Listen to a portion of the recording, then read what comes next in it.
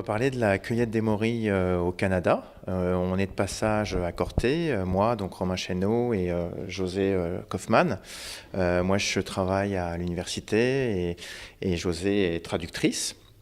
Et on cueille notamment des morilles dans l'ouest canadien, dans la région de Vancouver, après les feux de forêt. Donc on vient présenter un petit peu un diaporama sur nos aventures de cueillette et les animaux qu'on rencontre dans les forêts de l'ouest canadien, la flore, la faune. Donc c'est un peu un reportage mycologique sur nos expéditions.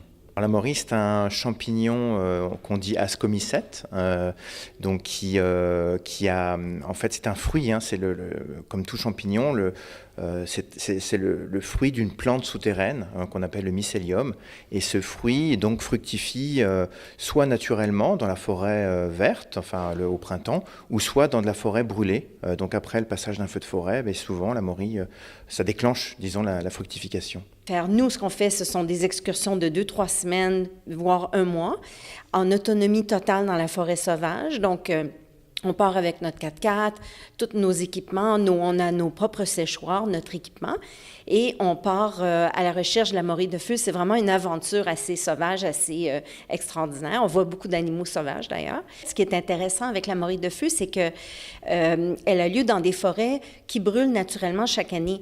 Et ça fait partie de la vie naturelle de ces forêts-là dans l'Ouest canadien et dans d'autres parties du monde où la forêt doit brûler pour se régénérer à peu près une fois toutes les 50 ans.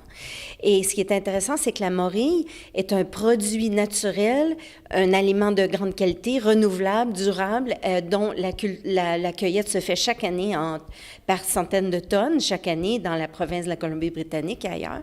Et ça constitue donc un aliment et une production non ligneuse d'une forêt. On n'est pas obligé de détruire une forêt. Parfois, elle est brûlée partiellement, elle se régénère.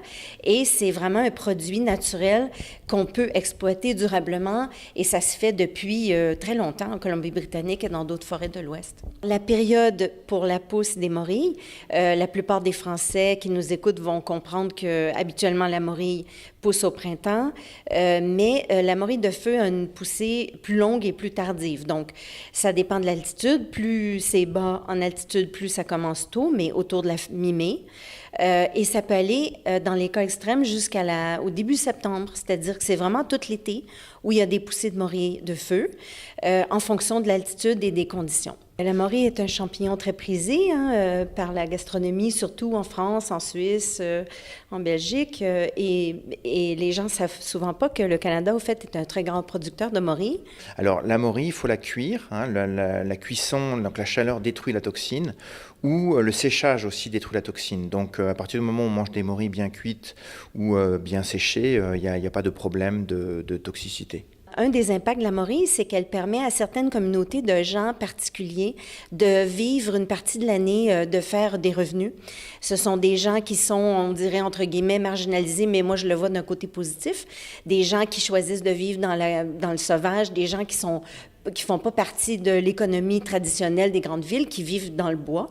Et ces gens-là contribuent vraiment à produire, jusqu'en Europe et ailleurs dans le monde, un produit culinaire de très haute qualité.